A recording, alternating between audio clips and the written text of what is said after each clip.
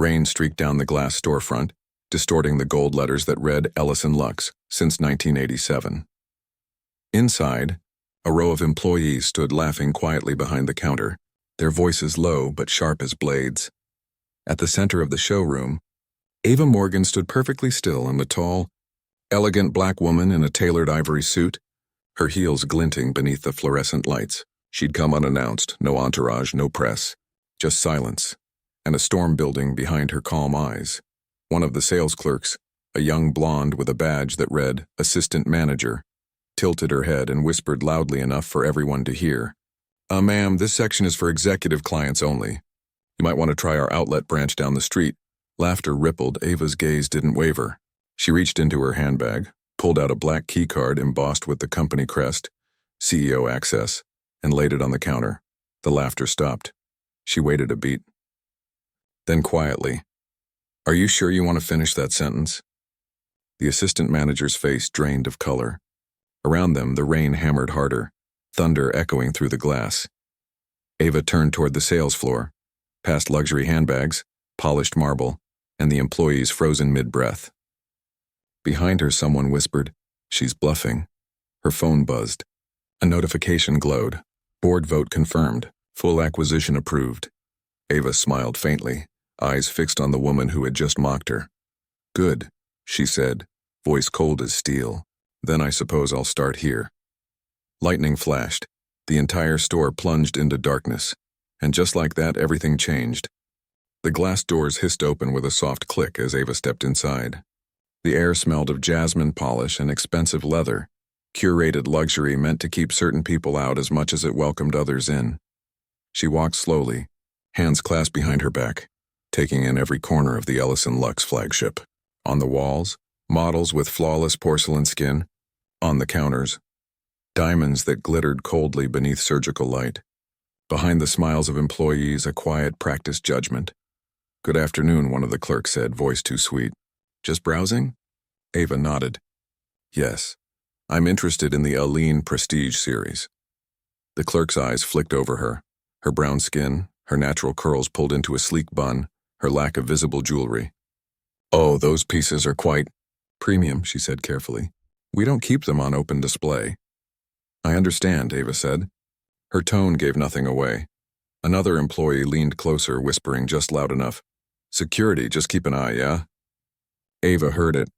She heard everything, the subtle tone, the coded words. She'd sat through corporate seminars that pretended to fix this.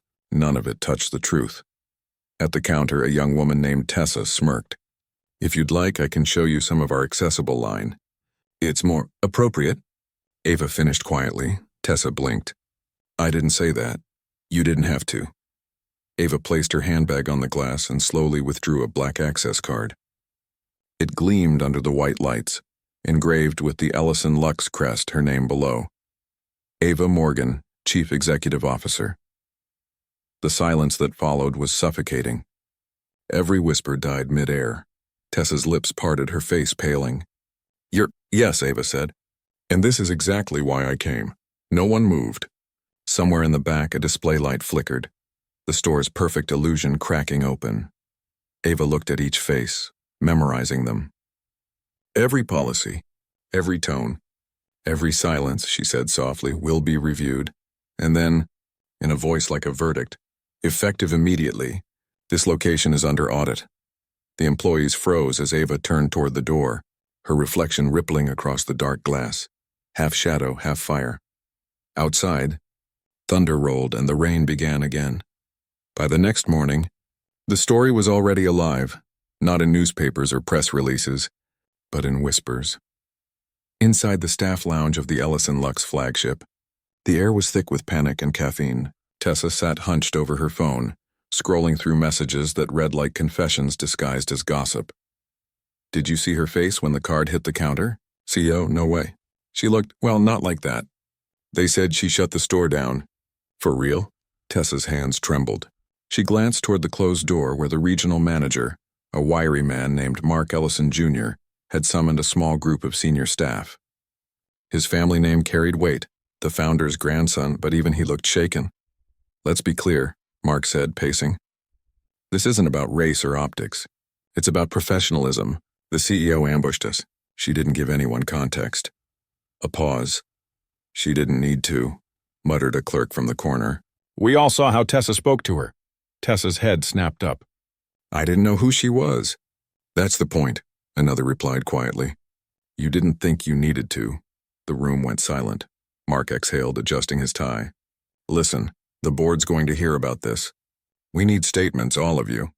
Keep it neutral, no emotion, no speculation. Just professionalism. But even as he spoke, Ava's face replayed in their minds, the quiet fury in her eyes, the authority in her tone. Across town, in a high-rise office with floor-to-ceiling windows, Ava sat in her chair, watching the morning light crawl across her desk. Her phone vibrated every few seconds. Messages from department heads, public relations officers, and the board's legal counsel. She ignored them all. Instead, she opened the file her assistant had just uploaded, Store 01, internal audio log. A soft click. Then voices filled the room, the same ones from the night. Before, she doesn't look like she belongs here. Keep her away. From the prestige section, I bet she can't afford a button. From that rack. Each word hit harder than the last. Ava listened without flinching, but her hand curled into a fist on the desk. She wasn't angry at the words. She was angry at the system that had taught them to speak so easily. Her assistant, Jordan, appeared at the doorway. The board wants a report by noon. They're asking how you plan to respond. Ava leaned back, eyes still on the glowing waveform of the recording. They're asking the wrong question. Jordan frowned. Meaning? I don't plan to respond, she said. I plan to expose. By noon, the ripple had turned into a tide. Employees across regional stores were texting each other, forwarding screenshots, making private group chats titled things like What Really Happened and CEO Watch. One thread, anonymous but growing, summed it up in 6 words. The mask just met the mirror. At 3 p.m., Ava walked into a closed-door conference with her executive PR team. Cameras flashed in her mind. The brand's reputation, the shareholders' panic, the careful facade that had made Ellison Lux synonymous with timeless grace. But grace, Ava knew, had always been coded. Damage control? One executive suggested. We can frame it as a misunderstanding. Ava looked at him, slow and deliberate. A misunderstanding, she repeated. You mean racism? The room tensed. He swallowed. That word carries weight, Ava. If we label it that, it already is that. Her voice sliced through the air. The label just tells the truth out loud. Another woman spoke softly. If this goes public, the stock will take a hit. Ava's gaze hardened. Then maybe it's time our prophets felt what our people have. Silence. Heavy. Real. Jordan watched her, a flicker of admiration in his eyes. You're really doing this, aren't you? Yes, Ava said, standing. But not for me. That evening, in the dim light of her penthouse, Ava replayed the recording once more. Thunder again. Distant this time. More patient. She remembered her grandmother's voice. They'll smile at your success until it threatens their comfort. Ava sipped her tea, eyes unfocused on the city below. Her reflection in the glass looked like someone else, someone who'd spent her life earning permission to be where she already belonged. Her phone buzzed. A message from an unknown number. Careful, Ava. They're building a case against you. Internal channels. HR and board. She stared at the words. Slowly, she typed back. Then I'll build one louder. At the flagship, employees whispered in hallways, jumped at sudden footsteps. Tessa sat alone in the break room, replaying the scene in her mind. The weight of that black card. The look in Ava's eyes. She didn't know what frightened her more. The mistake she made, or the woman she had underestimated. Mark entered, shutting the door behind him. Corporate wants to interview everyone, he said. Be careful what you say. Tessa looked up. Is she really the CEO? Mark hesitated, then nodded once. And she's not done. In the city's night glow, Ava drafted an internal memo titled Accountability Begins Within. It read simply, effective immediately. All employee interactions with clients will be reviewed for bias, tone, and conduct. This is not retaliation. It is reckoning. She paused, then added one final line before hitting send. If you're afraid of fairness, you should be. The message pinged across every store. Every device, every whisper. And just like that, the network that had once mocked her began to tremble. The boardroom at Ellison Lux headquarters always smelled like power, polished oak, imported cigars, and the faint metallic tang of old money. Ava Morgan sat at the head of the long glass table, a wall of city skyline glowing behind her. She didn't need the view to remind her where she stood, or what it had cost her to stand there. The meeting had begun before she entered. It always did. "Good morning, Ms. Morgan," said Charles Denton, the CFO, silver hair, cold smile. "We were just reviewing the PR fallout from yesterday's incident." Incident. The word rolled through the room like perfume masking rot. Ava placed her folder on the table. "Fallout?" she said quietly. "You mean the consequences of systemic disrespect?" Several eyes darted toward one another. Denton didn't blink. "Let's stay objective. The footage has been shared internally. While the conduct of those employees was regrettable, the board believes the reaction was disproportionate." Ava leaned forward. "Disproportionate is a convenient word when you've never been humiliated in your own company." "Now, Ava," said Marjorie Lane, head of marketing, in a tone that tried and failed to sound gentle. "You have to understand how this looks to the public. You shutting down a store overnight? It's aggressive." A slow, humorless smile touched Ava's lips. "Aggressive?" she echoed. "Would decisive make you feel safer, Ornance?" Someone coughed softly. For the next hour, charts filled the screen. Drops in sales, customer sentiment metrics, risk forecasts. They spoke as if numbers could dilute morality. "Ellison Lux's brand is aspirational," Marjorie continued. "People don't want controversy. They want elegance, timelessness. We need to distance ourselves from accountability." Ava cut in. "Because elegance is only for those who fit a certain picture, right?" No one answered. She turned to the digital presentation behind her, a slide showing photos of recent ad campaigns. All pale faces, all sameness dressed as sophistication. "Tell me," Ava said, voice steady, "how many black women have been featured in our campaigns in the last 5 years?" The room went still. "I don't have that number offhand," Denton muttered. "0, Ava said. "The number is 0. She clicked again. Another slide. Internal hiring data, executive tier. Across 5 regions, 132 senior staff. 4 people of color, 1 woman of color. Her. A murmur rippled through the room. Ava's tone dropped lower, quieter, cutting deeper. "This isn't an image problem. It's a moral one. And if you think yesterday was about embarrassment, you still don't understand what kind of company we are." After the meeting adjourned, several board members filtered out quickly, eyes down, murmuring platitudes. Denton stayed behind. He closed the door. "You're making them nervous," he said. "That's not my concern. It should be." He leaned on the table, lowering his voice. "You're brilliant, Ava, but you're walking into a war you can't win." "The Ellison legacy is built on exclusion," she finished. Denton's jaw tightened. "On luxury. Luxury for who?" For a moment they stared at each other, 2 versions of power separated by history. Then he smiled thinly. "You're not the first to try and reform this place. You just have more flair." Ava stood, gathering her folder. "I'm not trying to reform it," she said. "I'm trying to unmake it." As she walked out, she heard him exhale, a sound between admiration and warning. Later that afternoon, Ava met with Jordan in her private office, glass walls, quiet hum of the city below. Jordan closed the door gently. "That went worse than expected." "It went exactly as expected," Ava said. "They don't fear failure. They fear change." He hesitated. "They're talking about an internal review of your decision-making authority." "I overheard Denton mentioning a vote." Ava didn't look surprised. "Let them vote. But before that happens, they'll see what kind of company they're defending." She turned her monitor toward him. Dozens of internal memos glowed on screen. HR complaints, ignored reports, exit interviews full of coded bias. Some went back years. Jordan scanned them, his face hardening. "They buried all this." "No," Ava said softly. "They normalized it." Evening descended like smoke across the skyline. Ava sat alone, lights dimmed, fingers resting on a photo framed on her desk. Her mother, outside a small boutique in the 1980s. Her mother had once saved for months to buy a single Ellison handbag. The clerk hadn't let her try it on, said it was display only.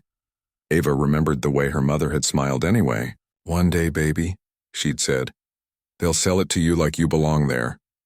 She hadn't lived to see that day. Ava closed her eyes, whispering to the silence, "I'm still trying. Mama." Her computer chimed when an incoming message. Subject line, "Confidential board deliberations."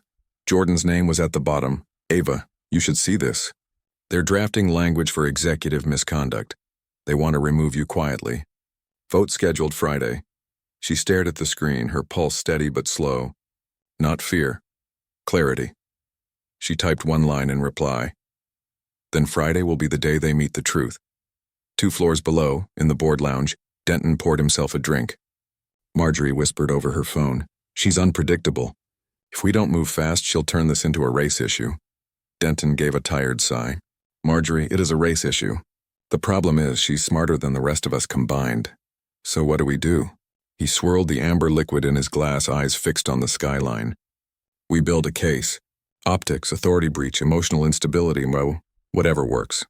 The board protects itself first." A pause. "And if she finds out?" He smiled faintly.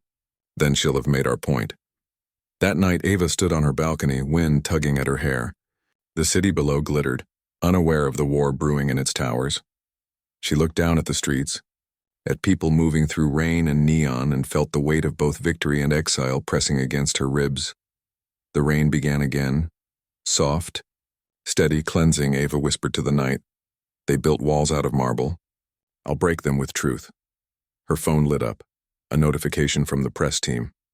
"Rumors of board conflict at Ellison Lux surface online." She smiled faintly. The Whisper network had grown larger than the board ever imagined, and this time, it was speaking her language. The archives of Ellison Lux sat 3 floors below the main tower, a sealed chamber of quiet wealth and forgotten truths. Rows of labeled boxes lined the concrete walls, each filled with decades of paperwork. Ledgers, design sketches, marketing photos, contracts. The air smelled faintly of dust and expensive perfume, like memory refusing to fade. Ava descended the narrow staircase alone, her heels echoing against marble. She'd asked the records clerk to take the day off. Some discoveries required solitude. She slid on a pair of gloves and opened the first box marked 1987-1992, founding years. Inside were glossy black and white photos, men in tailored suits, champagne glasses raised. No women, no people of color.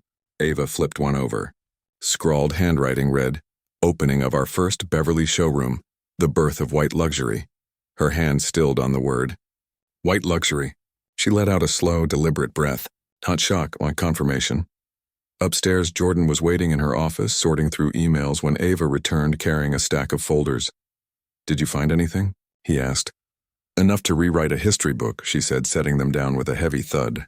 "And enough to understand why I was never meant to sit in that boardroom." She opened the first file. An internal memo from 1993 read, "Client demographic target, upscale, suburban, aspirational. Avoid urban-focused campaigns, wrong associations." Jordan frowned. "That's blatant." "Not back then," Ava said. "Back then it was called strategy." She flipped to another document, a letter from a former marketing director boasting about exclusivity being the cornerstone of the brand's appeal. In parentheses, "Maintain image consistency, no dark tones in visuals." Ava closed the file quietly. "They didn't just sell handbags," she said. "They sold belonging, and they priced people like me out of it." The next morning, she invited Eleanor Cho, an older woman who'd worked for the company since 1991. Eleanor had seen everything, the rise, the scandals, the silent departures. Eleanor entered cautiously, clutching a small purse. "You wanted to see me, Ms. Morgan?" "Please call me Ava. Sit down." Eleanor's eyes darted to the boxes. "Ah, the ghosts of Ellison Lux." Ava smiled faintly. "That's one way to put it." They sat across from each other, sunlight spilling over the desk. "Eleanor," Ava began, "I need you to be honest. What did it feel like working here back then?" The older woman hesitated, then sighed. "Lonely but steady. I kept my head down. I was one of 2 Asian women in the entire company for 15 years. Promotions passed me by like trains I wasn't allowed to board. Did you ever file complaints? Once, she said softly. HR told me I misunderstood. After that, I stopped misunderstanding. Ava leaned back, the weight of it pressing into her chest. I found a memo that called diversity a future experiment. That was 2001. Eleanor laughed bitterly. Oh, I remember. They said inclusion would confuse the brand message. Ava nodded. And now they call me divisive for holding up a mirror. Eleanor studied her, voice gentle but heavy. You're trying to fix something that was designed not to include you. That's not reform, that's revolution. Ava met her gaze. Then let it be. That night, Ava sat in her office long after everyone had gone. The city lights painted her reflection across the glass. A woman framed by power and isolation. She opened her laptop and began typing a confidential internal report titled Heritage. Audit. Objective. Examine institutional practices and branding history contributing to systemic exclusion. Within Ellison Lux, preliminary findings. Intentional exclusionary marketing, hiring bias, and coded brand language perpetuated by leadership. Recommendation. Full disclosure and structural overhaul. She stopped, stared at the cursor blinking, then added one last line. Truth will always outlast marble. The next morning, Ava presented her findings to the Internal Ethics Committee. 3 executives and 1 legal counsel, all of whom looked profoundly uncomfortable. Charles Denton was there, his jaw set tight. Ava, with respect, he began, this is ancient history. The brand's evolved. Has it? Ava asked calmly. Because when I walk into our stores, I still see the same marble floors, the same faces, the same silent code about who belongs. Marjorie shifted in her seat. We can't undo decades overnight. No, Ava said. But we can start by admitting what those decades were built on. The counsel, a younger woman with nervous hands, spoke hesitantly. Are you suggesting we make this report public? Ava looked at her directly. If transparency terrifies you, you've already answered that question. Denton leaned forward. And what happens when shareholders see this? When headlines read Ellison Lux profited from racist legacy? Ava's tone didn't rise, but her words cut clean. Then maybe they'll finally see what profit looks like when it's stripped of dignity. A long silence followed. Finally, Denton said, You're risking everything. So did everyone this company erased, she replied. Later that evening, Jordan found her in the archive room again, staring at a photograph of the first storefront, men in tuxedos beneath a marble arch engraved with, Excellence is elegance. You know what's wild? Jordan said quietly. They built all this pretending they invented class. Meanwhile, people like your mother defined it every day just by surviving their scorn. Ava smiled sadly. My mother used to say marble only shines because it's cold. Maybe that's the truth about this place too. Jordan glanced at the file she was sealing, a complete dossier of the brand's buried history. What are you going to do with it? Send it to the board. And the press. He blinked. The press? Ava, this isn't revenge, she said softly. It's record-keeping. Hours later, alone again, Ava uploaded the file to a secure server. Her finger hovered over the send button. Outside, lightning flickered against the glass, a reflection of the past trying to claw its way into the present.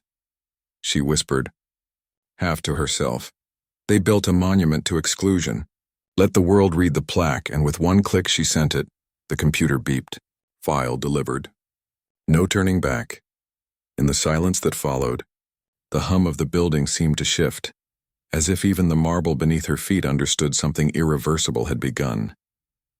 The headquarters auditorium hadn't been this full in years. Rows of employees, executives, clerks, interns, store managers filled every seat. Some clutched notebooks, others scrolled nervously through their phones. A hum of unease rippled through the air like static. At the front stood Ava Morgan, expression unreadable, dressed in black this time. Behind her on the screen glowed a single sentence in white text. The silence you keep is the system you serve, no introduction. No preamble. Just truth. Many of you have seen the report, she began. Her voice carried easily through the mic, calm but resonant. Some of you have read it twice, hoping it was exaggerated. It wasn't, a murmur, a shifting of feet. Someone coughed in the back row. For decades, Ellison Lux profited from a culture that excluded, belittled and erased. Our ads, our hiring, our tone, everything about our brand whispered who belonged and who didn't. We told the world that elegance had a color. A pause. The air thickened. I didn't build that legacy, Ava continued, but I inherited it, and I refused to protect it.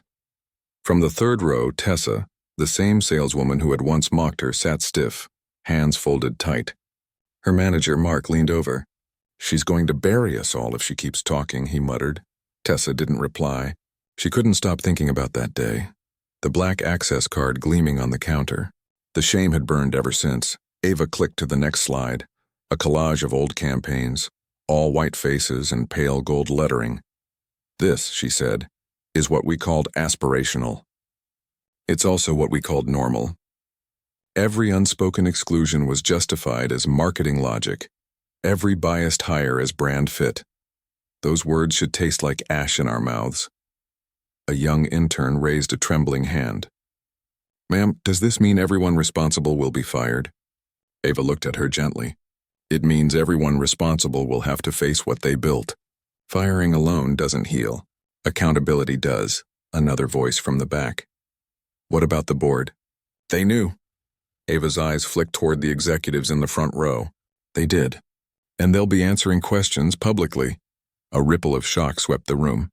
Denton's jaw clenched. Marjorie's face went pale.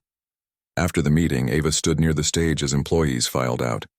Some avoided her gaze. Others approached quietly. A middle-aged man with rough hands, warehouse staff by his badge, stopped and said softly, "Thank you. I've worked here 20 years. It's the first time anyone said the truth out loud." Ava nodded once. "You deserved to hear it years ago." He smiled sadly. "Better late than never." As he left, a young intern hesitated nearby. She looked barely 20. Her voice trembled. "Ms. Morgan, can I say something?" "Of course, I'm biracial," she said. "When I joined, my supervisor told me to tone down my curls to look more professional. I laughed it off. But it hurt. Hearing you say all this today, it felt like someone finally saw it." Ava felt her throat tighten. "What's your name?" "Kira," Ava nodded. "Kira, you don't have to tone down anything again. You belong exactly as you are." Tears welled in the young woman's eyes. "Thank you." By late afternoon, the building was buzzing. Some called Ava brave. Others whispered she'd gone too far.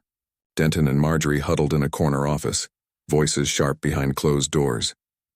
"You realize she's detonating the brand's foundation?" Marjorie hissed. "We can't sell moral outrage as fashion." Denton sipped his coffee, unbothered. "She's playing the long game. Problem is, the long game costs money. She's forcing us to air everything." "Maybe," he said slowly. "She's betting that truth sells better than denial." Marjorie scoffed. "Idealism doesn't pay shareholders." "Neither does scandal," he muttered. That evening, Ava recorded a short video statement for the company's official page. The camera light glowed red. She sat still for a long moment before speaking. "My name is Ava Morgan. I am the CEO of Ellison Lux, and I owe you the truth. This brand has failed to live up to its own ideals. We spoke of excellence but practiced exclusion. We sold beauty but defined it too narrowly. From this day forward, we will rebuild, with transparency, accountability, and diversity at every level." She leaned closer to the lens. "We can't undo history, but we can end its silence." She clicked off the camera. Jordan, behind the monitor, exhaled. "You know this will go viral, right?" "I hope it does," Ava said. Silence dies in the light. Within hours, her speech flooded social media. Clips circulated under hashtags like "Not Breaking the Silence" and "Nong Ava Said It." News anchors debated her tone.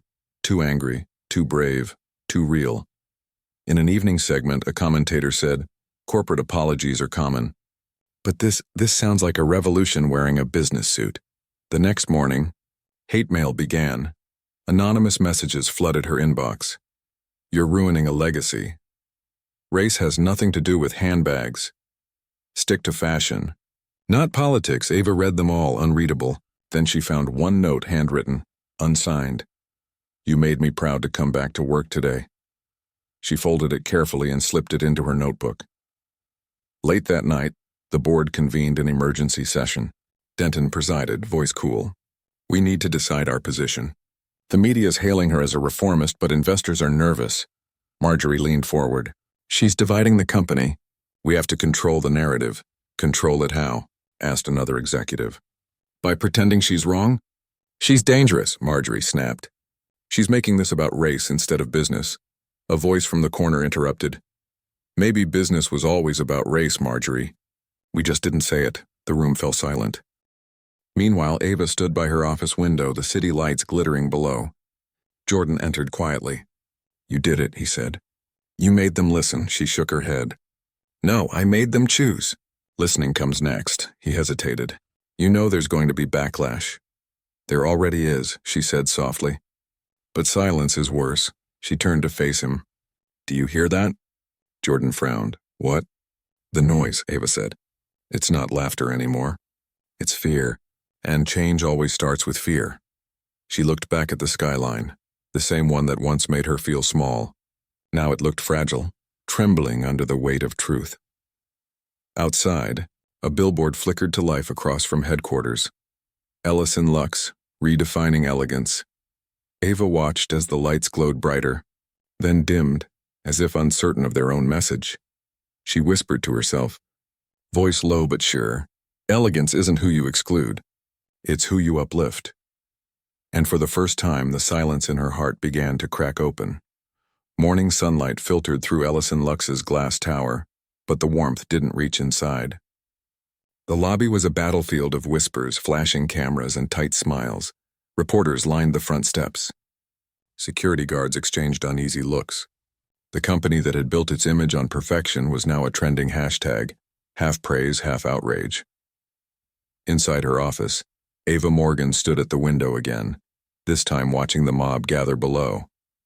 Protest signs waved in the distance. Keep fashion neutral. Stop making everything about race. And one that hit harder than the rest. Go back to where you belong. Her assistant, Jordan, placed a tablet on her desk.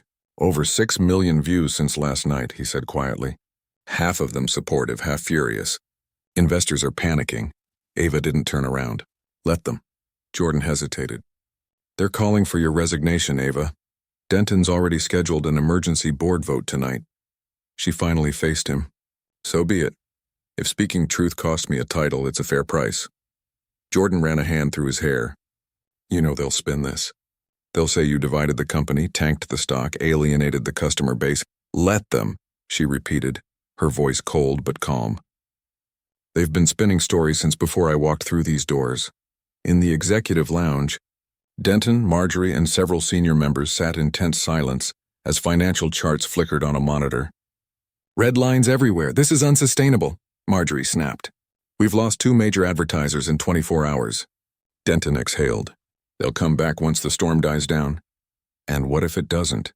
What if this woke CEO nonsense kills us? He rubbed his temple. You underestimate her reach. She's not just another PR headline. She's the first one to say what the rest of the industry's afraid to. Marjorie's lip curled. She's a liability. Denton looked at her sharply. She's our liability. And if she goes down, we go with her. The room fell silent again. Someone muttered, maybe she should have known her place. Denton froze. What did you just say? The man, Lars, senior brand director, shrugged. You heard me. She came in acting like she owns morality itself. People don't like being lectured by someone who... Finish that sentence, Denton said softly. Lars paled. Forget it. But no one did. Downstairs, Ava's staff cafeteria buzzed with tension. Groups huddled in corners, debating in low voices. She's brave, someone whispered. She's ruining everything, another hissed. It's about time someone said it. She's just making it about herself. At one table, Tessa sat in silence, staring at her untouched salad. She'd been part of the laughter once. Now she wasn't sure who she was anymore. Hey, one of her coworkers said.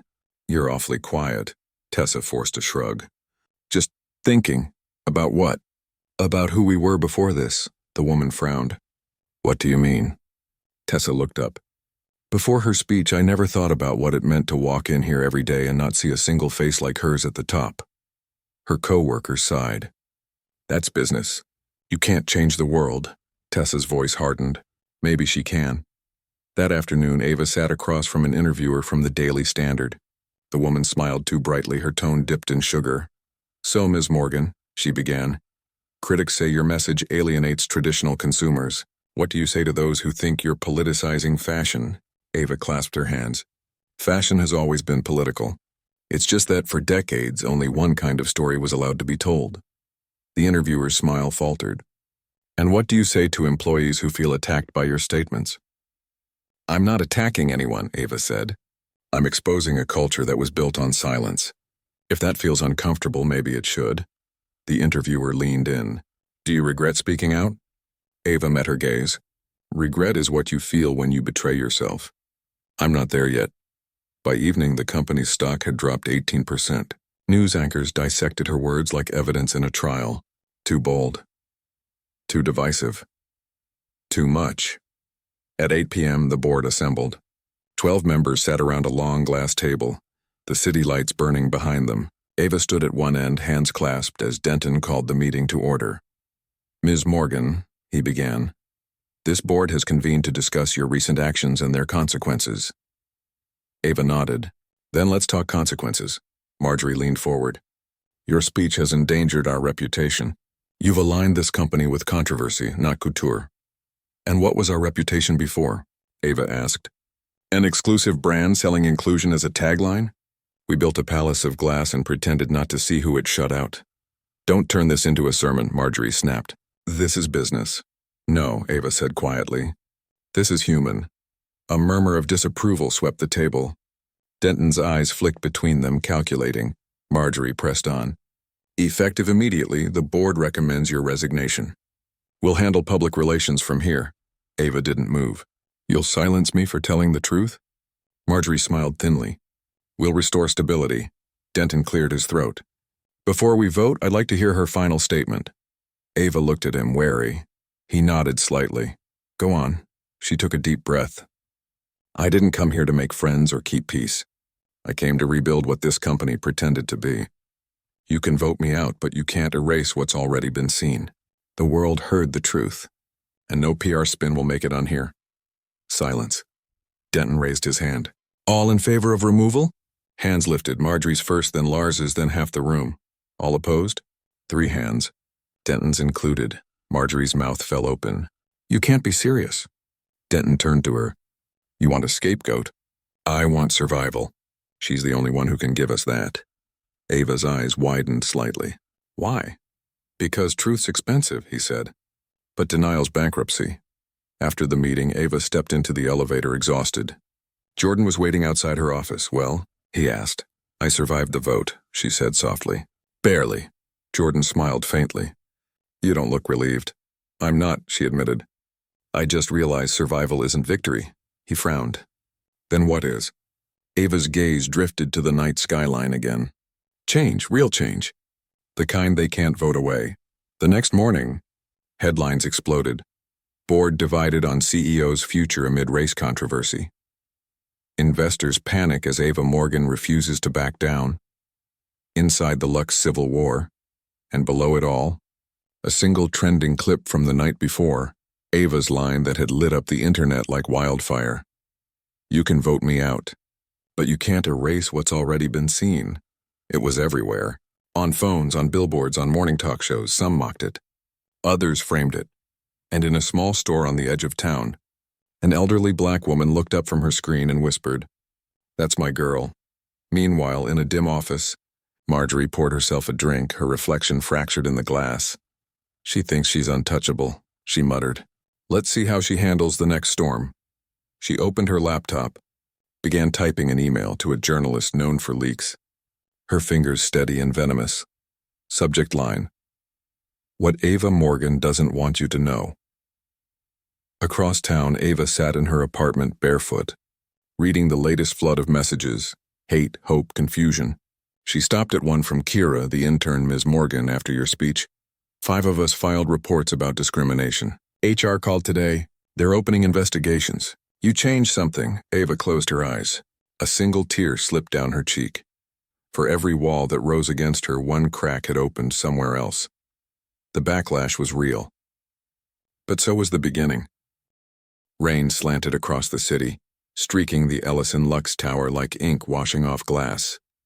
By morning, Ava's phone was already buzzing with messages before she'd even opened her eyes. Jordan, you need to see this. Don't check the news alone, too late. The headline was already splashed across her screen, glowing through the dark. Exclusive. Internal memos reveal racial tension at Ellison Lux. Sources blame CEO's divisive agenda. Ava sat up slowly. Her chest tightened.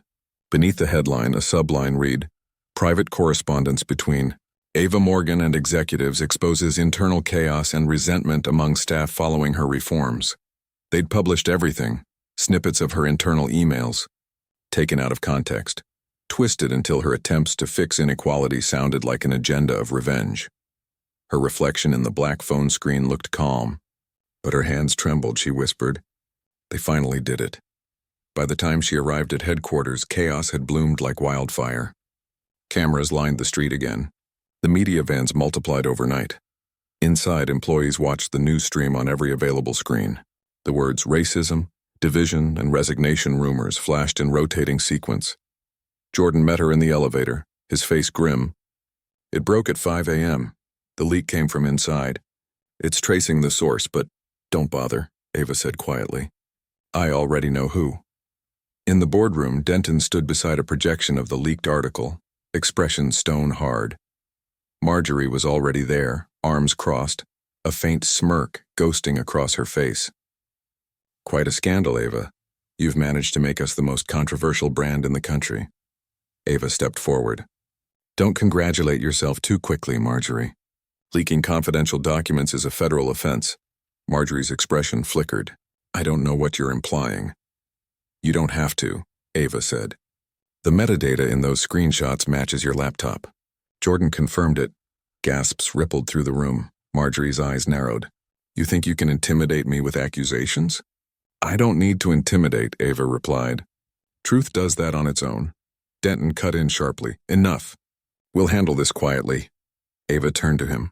"No, that's how rot grows, quietly." Marjorie slammed her hand on the table. "You're not a savior, Ava. You're a disruptor who doesn't understand consequence." Ava met her glare. "No, I understand it perfectly. It's what happens when people like you are finally forced to face it." By noon, social media fractured into warring factions. Stand with Ava trended alongside Fire Ava Now. Employees posted cryptic stories, half defending her, half distancing themselves. The brand's official account stayed silent. Then, mid-afternoon, a video surfaced. Marjorie, caught on a hot mic at a private event. "She's playing the race card for power," the voice sneered. "People like her always do. You can't give them a seat at the table, they'll take the whole house." The clip spread like wildfire. Within hours, Marjorie's name was everywhere. Ava sat in her office watching it loop, expression unreadable. Jordan stood beside her, eyes wide. "We didn't leak that, did we?" Ava shook her head. "No, but truth has a way of finding its own audience." He let out a low whistle. "She's finished." "Maybe," Ava murmured. "But this isn't about one person's downfall. It's about whether people see what the system really looks like when it panics." That evening, Marjorie's resignation hit the wires. Official statement, stepping down due to personal reasons. Unofficial reality, she was escorted out of the building before sunset, face hidden behind sunglasses. But the damage to Ava's reputation was already done. Commentators painted her as ruthless, opportunistic, even manipulative. The narrative shifted again. Was she behind the leak? Did she orchestrate Marjorie's downfall? Ava read the headlines in silence. Every story blurred into static. Jordan finally said, "You could sue for defamation." "I could," she replied. "But then I'd be the angry black woman fighting the media." "They've already written that story 100 times, he frowned. "Then what do you do?" She exhaled. "Rewrite it." The next day she called a press conference, no scripts, no teleprompters. Just a single microphone and a backdrop reading Ellison Lux, redefined. The reporters swarmed in. Cameras flashed. Ava stepped up, poised, still, deliberate. "You've all read the leaks," she began. "So let me save you time." "Yes, those emails are mine. Yes, I pushed for diversity audits. Yes, I questioned why only 1 in 20 executives here were people of color. And yes, I meant every word." A murmur surged through the crowd. "I'm not ashamed of fighting for inclusion." What I'm ashamed of is that it took this long for anyone to care. A reporter shouted, "Did you leak Marjorie's recording?" "No," Ava said evenly. "But I did build a culture where silence was no longer protection. Someone finally decided enough was enough." Another voice. "Critics say your leadership is tearing the company apart." Ava looked directly into the nearest camera. Then maybe the company was already broken. "I'm just holding up the mirror." The room went quiet. Every camera light burned like a halo around her. After the conference, Ava returned to her office. The silence there was almost sacred. She finally let herself sit. Jordan entered quietly. "The press is going wild. Some call it the speech of the decade. Others say you're reckless." Ava gave a tired smile. "That's how you know you're telling the truth. No one agrees." He hesitated. "Do you ever regret it?" "The fight?" She looked up at him, eyes steady. "Every day. But regret doesn't mean surrender." That night, as rain softened against the glass, Ava scrolled through the flood of messages. One stood out from an unknown sender. "You don't know me, but I worked under Marjorie for 3 years. I watched her destroy careers quietly, especially women of color. You didn't just speak for yourself, you spoke for all of us." "Thank you." Ava's throat tightened. She typed back only 2 words. "Keep speaking." Meanwhile, deep in a corporate suite across town, Denton met privately with 2 major shareholders. "She's untouchable right now," one said. "Public loves her. We can't risk removing her again." Denton nodded slowly. "I know." The other leaned forward. "But she's costing us millions." Denton's gaze was distant. "Sometimes you lose money to gain history." He didn't say it aloud, but part of him admired her.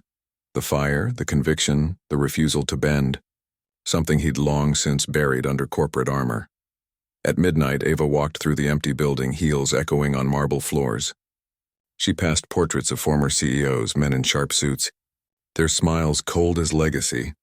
She stopped before the last frame, Richard Ellison, the founder, immortalized in oil and arrogance. "Your time's over," she whispered.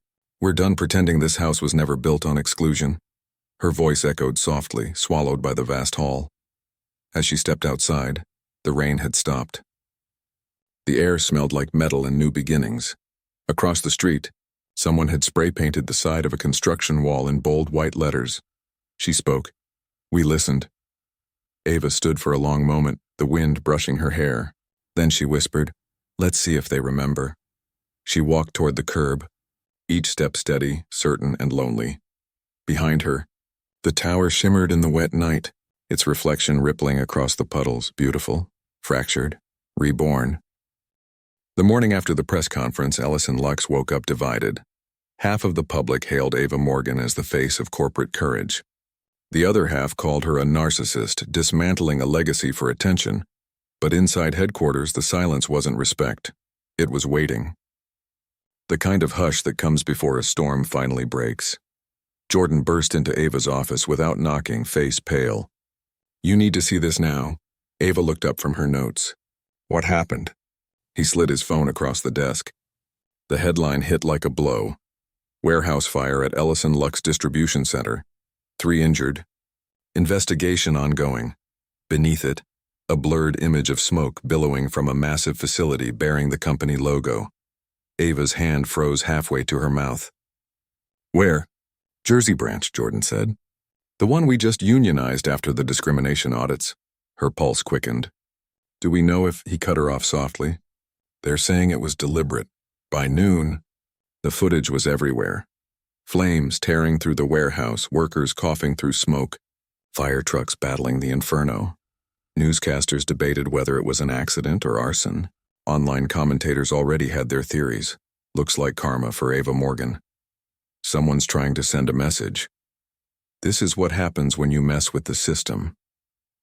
Ava stood before the screen, jaw clenched. "They're turning people's pain into propaganda." Jordan nodded grimly. "And the board's using it as leverage." Denton called a meeting for 3 p.m. Of course he did. The atmosphere was electric with accusation. Denton's tone was clipped, Marjorie's empty seat glaring like a wound. "The situation is critical," Denton said. "Media's linking this to internal tension. Investors want reassurance." Ava's voice was low but steady. "Reassurance or silence?" Lars leaned forward. "You're implying sabotage?" "That's a dangerous claim." "I'm implying nothing," she said. I'm stating what everyone's too afraid to say. This fire wasn't about storage, it was a warning. Marjorie's absence hung heavy. Her allies looked uneasy. One executive muttered, "She's paranoid." Ava turned to him. "You think I'm paranoid because I see the pattern? A leak, a smear, and now a fire targeting the exact site tied to racial audits? That's not paranoia, it's math." Denton's gaze hardened. "Be careful, Ava. You're teetering between courage and conspiracy." She leaned in. "Then maybe conspiracy built this place." A tense silence fell. A commentator's voice echoed through living rooms nationwide. Sources within Ellison Lux suggest the CEO's aggressive diversity campaign has created internal instability. Some even speculate employees themselves may be retaliating. When ideals meet profit margins, another anchor added, someone always burns. The camera cut to stock footage of Ava walking into headquarters, her face framed like a villain's portrait. The city outside was washed in orange streetlight. Ava sat alone on her couch, the glow of her laptop illuminating her face. Footage replayed of workers coughing through smoke, their hands clutching masks, their faces blurred. Jordan called. "They're saying the sprinkler system was offline. Maintenance logs were falsified." "By who?" "Someone wiped the data before the fire started." Ava closed her eyes. Then it was never an accident. The next morning she went to the site. The warehouse stood blackened and skeletal. The smell of smoke clung to the air, thick with ash and metal. Workers stood outside the perimeter fence, some crying quietly, others staring blankly. When they saw her, murmurs rippled. "That's her." She walked toward the foreman, an older black man named Terrence who'd worked there 15 years. His face was streaked with soot. He shook his head. "They think it's about you," he said. "But this fire, this is about fear. People like me been speaking up for months. They ignored us. You made them listen, and now—" He gestured to the ruins. Ava swallowed hard. "I'll rebuild it better." Terrence looked at her for a long moment. "Rebuilding's easy. Making them care again, that's the hard part." By noon, reporters surrounded her car. Microphones jutted through the window. "Ms. Morgan, do you take responsibility for the chaos? Did your reforms create hostility? Will you step down?" Ava stared through the glass. No comment, but in her chest, something cracked. Denton waited in her office, suit jacket off, sleeves rolled. "They're blaming me," Ava said, voice hoarse. "They're blaming whoever the system can't absorb," he replied. "Right now, that's you. Then I'll face it." He sighed. "You still think this is about bravery?" She looked at him. "What's it about for you?" He paused, then said quietly, "Survival." "Then we're different," she said, "because I'm not trying to survive this. I'm trying to change it." Denton's expression softened, a rare crack in the armor. "You remind me of myself 30 years ago. Until I realize this place doesn't reward honesty, it devours it. Then it's time someone starved the beast," she said. Ava stepped up to the podium again, cameras blazing. Behind her, the company's logo loomed like an accusation. "I won't deflect blame," she began. "People were hurt. That matters more than image, more than PR, more than me. But this fire is not the result of reform. It's the result of resistance to it. When you confront systemic rot, it fights back, loudly, violently, and still we push forward."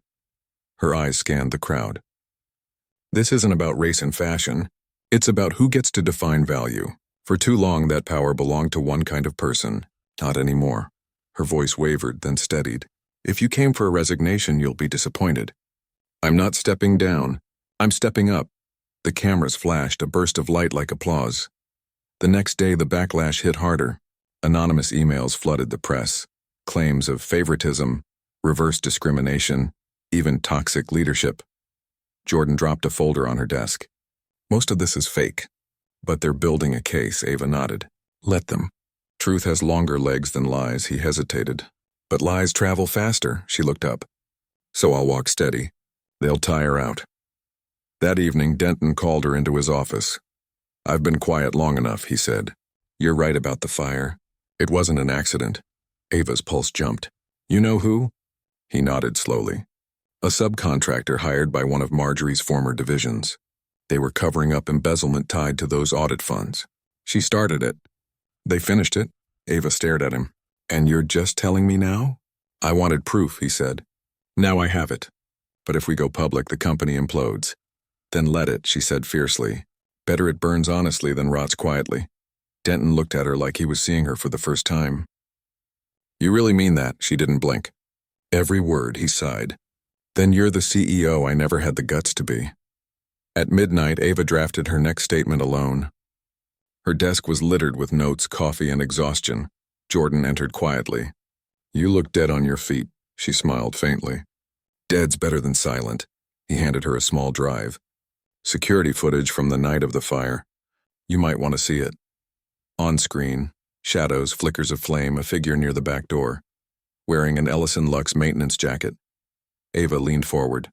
Freeze that, the frame sharpened. The logo gleamed, but the face was blurred by smoke.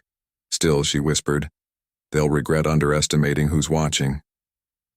As dawn broke, smoke still curled from the warehouse ruins. The first rays of light cut through the haze, striking the Ellison Lux logo charred into blackened steel. To the cameras, it was tragedy. To Ava, it was transformation. She whispered to herself, voice trembling but sure. Let it burn, so something honest can rise. The city hummed below, unaware that the fire was only the beginning. The morning after the fire felt eerily calm. No sirens, no press vans, just the whisper of wind against the glass walls of Ellison Lux headquarters. But inside, the storm had only gone quiet because it was watching. Ava Morgan arrived before sunrise. Her reflection in the lobby glass looked older, less of a CEO, more of a survivor. The scent of smoke still clung faintly to her coat. She'd barely slept, her mind replaying the footage Jordan had shown her. The maintenance jacket, the shadowed figure, the betrayal carved in flame. She whispered to herself, truth doesn't vanish, it waits. And this morning, she would finally let it speak. Every journalist in the city had shown up.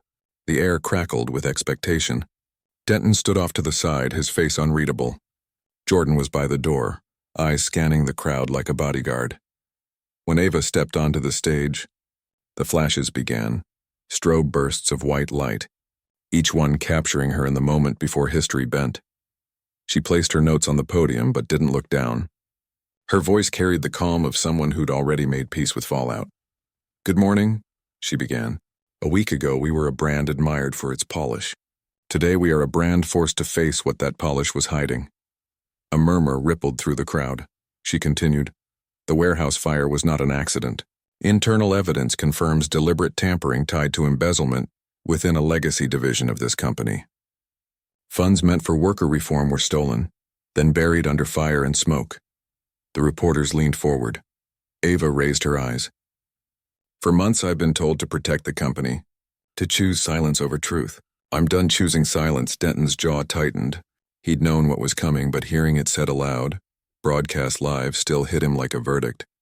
Ava went on, voice steady. I've authorized the release of all internal documents related to the fire, the audits, and the executive misconduct that preceded it. Every name, every transfer, every shadow that thought it could hide behind marble walls. Gasps broke through the room. Jordan exhaled in disbelief. This company can survive scandal, Ava said softly. What it can't survive is its own reflection. Then she stepped back from the podium. For a long electric moment, no one spoke. Then the questions erupted like shrapnel. Ms. Morgan, are you resigning? Will you face legal repercussions? Do you fear retaliation? Ava lifted her chin. If truth costs me my position, then it's the most valuable thing I've ever bought. She turned, walked off stage, and didn't look back. Chaos. Phones rang nonstop. PR scrambled. Lawyers yelled. Stock prices free fell, then stabilized as the documents went public. Screens across the world lit up with the same story. CEO exposes corruption within own company. Leaked files. Confirm years of racial misconduct, embezzlement, and cover-ups. For once, the outrage wasn't at Ava. It was at them. Names trended. Executives resigned within hours. Marjorie was found hiding behind a fabricated medical leave. Investors who'd threatened Ava now begged for crisis management meetings. Denton watched the headlines in silence. Then he smiled, a small rueful thing. You did it, he said quietly. Ava didn't look away from the glass wall overlooking the city. No, we did it. You chose truth, he shook his head. I chose not to die a coward. The sun dipped behind the skyline, painting the marble of Ellison Lux gold and blood red. Ava leaned against the railing, wind tangling her hair. Jordan joined her, holding 2 coffees. "They're calling you the CEO of Reckoning," he said. She snorted softly. "Catchy. Sounds like a headline written by someone who's never buried evidence before breakfast." Jordan laughed, then grew serious. "The FBI has already subpoenaed the financial logs. Denton's cooperating." "Good," Ava said. "He's earned redemption. And you?" She looked down at the bustling city. "I'm not chasing redemption. I just want a clean start. Something built without ghosts." He studied her. "You know they might replace you?" Ava smiled faintly. "They'll try. But the truth's louder than the board." Ava sat across from the anchor of global business today, the same one who'd once mocked her reforms. Cameras rolled live. The interviewer adjusted her mic. "Ms. Morgan, you've dismantled parts of your own empire. Was it worth it?" Ava didn't hesitate. "Every empire built on silence eventually burns. I just made sure the fire did some good." The anchor blinked. "You've lost millions in revenue. Your investors can rebuild. The workers we ignored for years, they're the real foundation. And now they finally know someone saw them." The interviewer leaned back, subdued. "So what's next for Ava Morgan?" She paused, then said softly, "Reconstruction. Not just of buildings, but of how we define worth." She returned to the site one last time. The air was cool, the ash settled. Workers had left messages on the fence, handwritten notes, flowers, photos. One note read, "Thank you for seeing us." Another, "You didn't let the fire win." Ava crouched, touching the charred ground. It was still faintly warm, like something new was waiting beneath it. Jordan stood behind her. "They're already rebuilding, with union input this time." "Good," she whispered. "That's how we make sure the fire meant something." She looked up at the blackened sign Ellison Lux.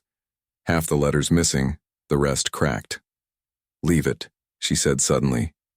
Jordan frowned. "The sign?" "Yeah, leave it like that. A reminder." The surviving executive sat stiffly as the new interim chair announced, "Effective immediately. Ava Morgan will continue as CEO of Ellison Lux, overseeing corporate restructuring under federal supervision." Murmurs of disbelief filled the room. Ava stood, hands clasped.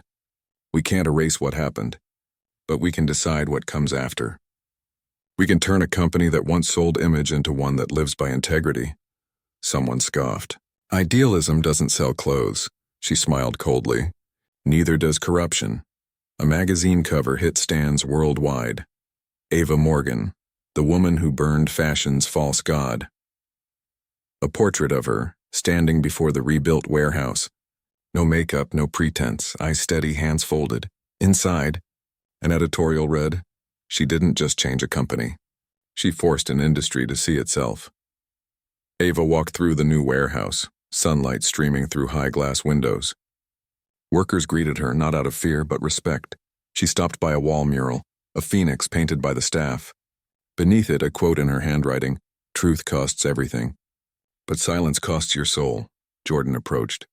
"They're calling it the Phoenix Division," he said. Ava looked at the mural. "Fitting," he smiled. "You think the fire's over?" She turned toward the light, eyes fierce. "Fires don't end, Jordan. They evolve." And with that she walked forward, past the ashes into the dawn that had been waiting all along. The applause faded slowly like a tide retreating. The company's annual shareholders meeting had just ended, Ava's first since the reckoning. She remained on the stage as people filed out, her posture straight but her eyes distant. The spotlight that once burned her now felt cold. Jordan approached, holding 2 glasses of water. "You didn't even blink during that grilling," he said. Ava gave a small, tired smile. "You learn to stop blinking when people look at you like a headline." He handed her a glass. "You won today. The audit's passed, the investors backed you. That's not nothing." She took a sip. "It's something. But it's not peace." The skyline outside her window pulsed with light, sharp and restless. On her desk lay a report. Employee retention after scandal, year 1. Numbers were improving, but every statistic carried ghosts. She leaned back, exhaustion carving faint lines around her eyes. A soft knock broke the silence. "Come in." Denton stepped inside, older now, his authority thinned but intact. He closed the door behind him. They want you to keynote at the Global Leadership Summit, he said. Your name alone will triple their audience. Ava didn't look up. And what do they want me to say? That the system works. That justice can be achieved from within. She looked up then, sharp and knowing. You mean they want me to tell a fairy tale? Denton sighed. People need hope, Ava. She stood, walking to the window. Hope is fine. Lies aren't. In the quiet aftermath of the fire, she'd signed the last of the insurance settlements. One worker, Clara James, had come to see her personally. Burn scars traced her hands. You did what no one else would, Clara had said softly. But it cost you, didn't it? Ava had smiled, small, brittle. Everything worth doing does. Now, months later, Ava felt that truth settling deeper in her bones. She'd won the battle, but the world outside was already forgetting. Other scandals, other headlines. Her victory was turning into history before her eyes. Jordan entered again, holding his tablet. We just got the final audit results. No discrepancies. Ellison Lux is officially in compliance, Ava nodded. Good, he hesitated. You don't seem happy. I'm relieved, she said. Happiness was never part of the deal. The night wind carried the hum of the city, indifferent, alive, unbroken. Ava stood alone, looking out over the lights. The rooftop garden had grown wild. Vines wound around steel rails. Jordan joined her, hands in his pockets. You could walk away now, you know. You've done what you came to do, she laughed softly. And go where? Every boardroom looks the same. Every system has the same sickness, different suits. He studied her face. You think change is impossible? She turned to him. No, I think it's expensive. And most people can't afford the price, Jordan said quietly. And you? Ava looked back at the skyline. I paid in peace, privacy, and the luxury of being misunderstood. But I'm still here. The city quieted. She poured herself tea, the ritual anchoring her. The walls were lined with framed newspaper clippings, headlines from her rise, her fall, her fight. She paused at one. Ava Morgan, the fire that forced a reckoning, beneath it another. Too ambitious, too loud, too black. She traced a finger over the words. Once they had stung like acid. Now they felt like artifacts of an era she'd outlived. Her phone buzzed. A message from Clara James. We just launched our workers' cooperative today. Named it the Phoenix Fund. You inspired it. Thank you, Ava smiled faintly. Her throat tightened, but not from pain. From the strange, quiet relief that came with seeing seeds she'd never get to harvest. She typed back, keep it burning. The hall glittered with polished steel and self-congratulation. Leaders, investors, and CEOs filled the seats. Cameras pointed like loaded guns. Ava stepped up to the podium. The teleprompter blinked with the speech they'd written for her. Sanitized, safe, meaningless. She turned it off. The silence was immediate. I was asked to speak about leadership, she began. About how power can be used responsibly. She looked around the room. But let's be honest, most of you didn't come to listen. You came to make sure I wouldn't say the thing that keeps you up at night. A nervous laugh rippled through the crowd. Ava's tone sharpened. Power isn't given, it's taken. And every time it changes hands, someone bleeds. The question is whether that blood builds something or just stains the carpet. She paused. I built this company back from fire. But don't mistake survival for victory. The system didn't change, it just adapted. And I've learned that justice isn't an endpoint. It's a habit you practice every single day against a machine that never sleeps. The room went still. I'll leave you with this. Ava said softly, if you want power, ask yourself first, what are you willing to lose? Because if your answer is nothing, then you were never ready to lead. She stepped back. Applause began, slow, hesitant, then thunderous. But Ava had already walked off stage. Rain had started again, fine and silver. Reporters swarmed, shouting questions. Ms. Morgan, will you run for office? Are you leaving Ellison Lux? Do you see yourself as a reformer or a revolutionary? Ava paused at the edge of the crowd, her expression unreadable. Neither, she said. I'm just someone who stopped asking permission. Then she disappeared into the rain. Months later, a new building rose beside the ashes of the old warehouse. Not glass and marble this time. Brick, open, grounded. A sign hung outside. Ava stood watching as workers installed solar panels. Jordan joined her, clipboard in hand. Funny, he said, how it all comes back here. Ava smiled faintly. That's the thing about fire. It teaches you what's worth rebuilding. He turned to her. So what's next?